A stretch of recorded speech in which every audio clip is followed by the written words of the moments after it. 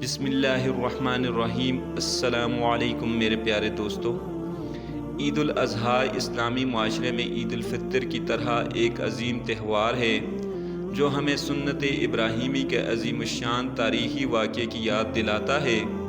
اس میں ایک طرف خلیل اللہ کی محبت الہی میں قربانی کے تقاضوں کا علم ہوتا ہے تو دوسری جانب ذبیح اللہ کے والدین کی فرمانبرداری میں اظہار قربانی کا بے مثال سبق ملتا ہے۔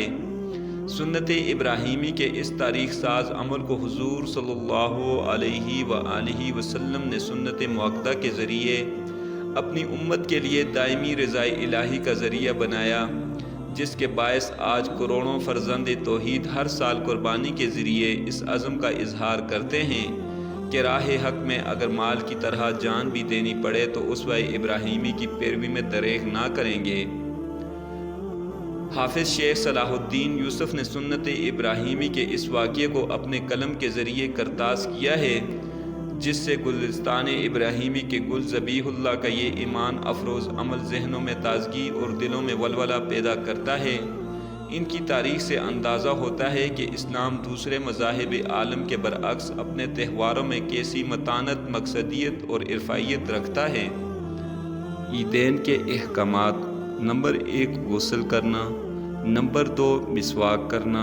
نمبر 3 اپنے پاس جو کپڑے موجود ہوں ان میں سے سب سے اچھے کپڑے پہننا، مگر مرد اور لڑکے ریشم کے کپڑے نہ پہنیں، نمبر 4 خوشبو لگانا، نمبر 5 عیدگاہ میں جو آبادی سے دور ہو عید کی نماز پڑھنا، نمبر 6 عیدگاہ پیدل جانا، نمبر 7 ایک راستے سے جانا اور دوسرے راستے سے واپس آنا، نمبر 8 عید کی نماز سے پہلے گھر میں یا عیدگاہ میں نفل نماز نہ پڑھنا اور عید کی نماز کے بعد عیدگاہ میں نفل نماز نہ پڑھنا، گھر آ کر پڑھے تو کوئی حرج نہیں، نمبر 9 نماز عید الفطر سے پہلے کھجور یا کوئی میٹھی چیز کھانا، نمبر 10 عید الفطر کے موقع پر صدقہ فطر عید کی نماز سے پہلے ادا کرنا، نمبر 11 عید الاضحیٰ ہو تو نماز کے بعد جلد از جلد قربانی کرنا اور بہتر ہے کہ اس دن قربانی کے گوشت سے پہلے کوئی چیز نہ کھائے۔